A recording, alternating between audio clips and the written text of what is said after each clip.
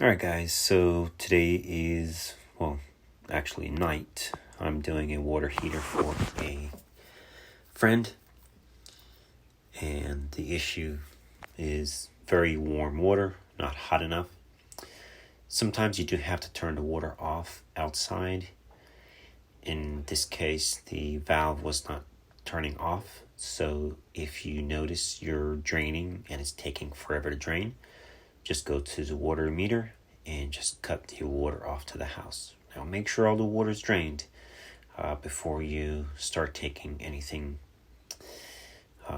off. You do not want to touch those elements until they're fully, the tank is fully empty, or at least below the element to be removed. Now make sure you remove the power, turn the breaker off before you touch anything, and you can verify that your elements are good or bad.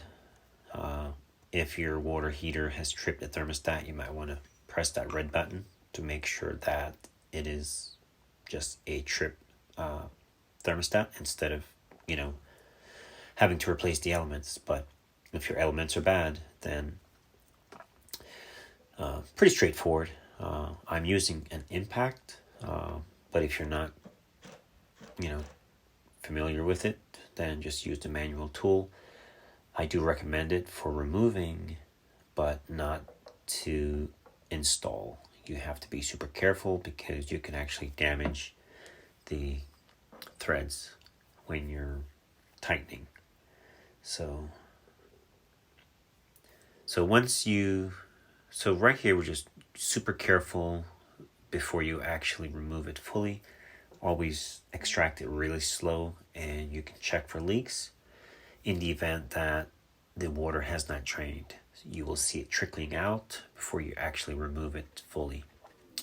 Here I was doing that to making sure that it was not dripping and I didn't see any leaks or anything, so I went ahead and extracted. I think these videos got mixed up a little bit. It went to the top to the bottom, so I apologize for that.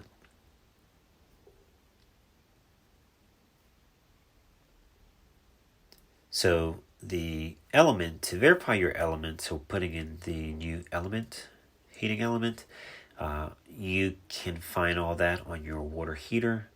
It will have the correct wattage.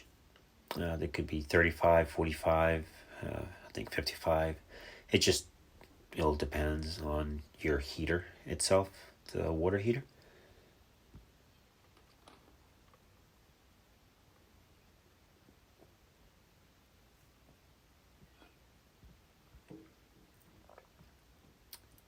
Now we're turning the water off here, and that is to turn the hose off, if you may say. We're pretty much done. So now we're tightening up. And like I said again, if you're not careful, do not use the impact. But if you are using it, just be gentle, couple snug. You do not want to crush that rubber or destroy the threads. Then you're in trouble. You got to replace the entire water heater sometimes, or another element.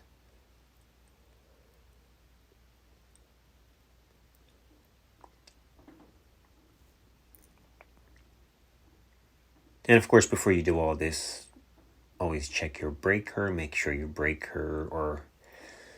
getting proper voltage. You should have a multimeter so you can check for a proper voltage before you even attempt any of this.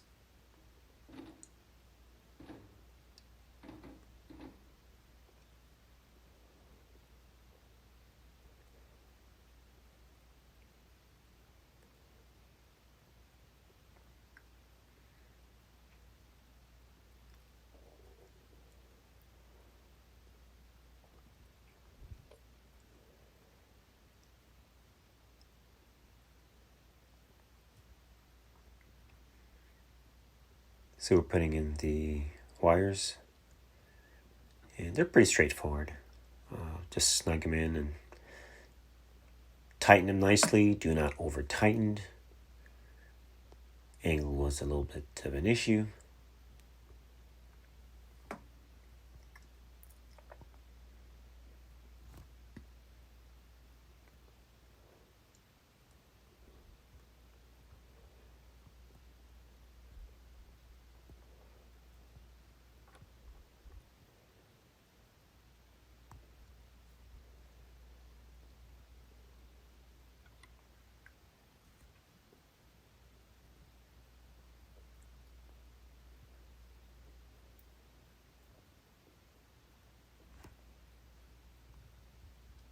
And don't use an impact to tighten those screws. Just use a manual Phillips. That is all you need.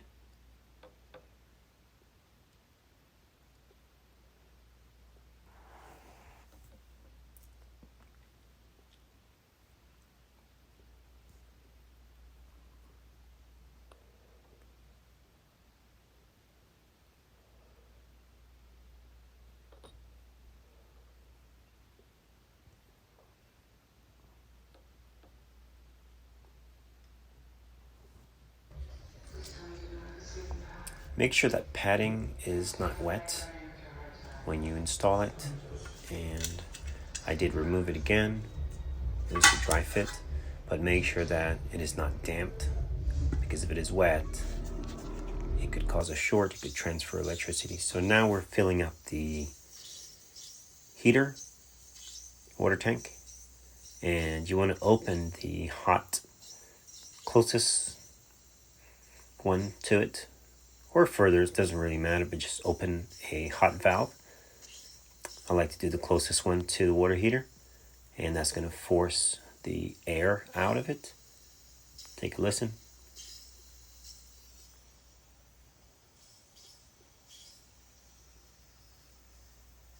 Double check all your wires, make sure everything's nice and snug. Make sure the power is still off.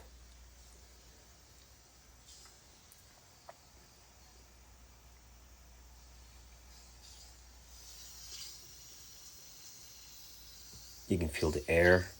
That's a lot of air.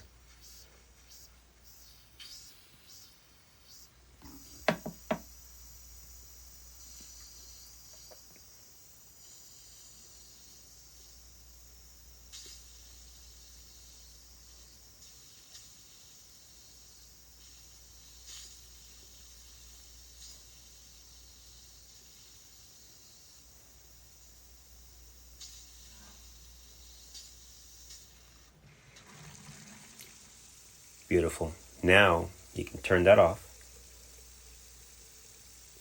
Remove the hose from the bottom of the heater, water heater, and you can turn the breaker on and make sure you check for leaks, and you can enjoy your hot water. Thanks for watching.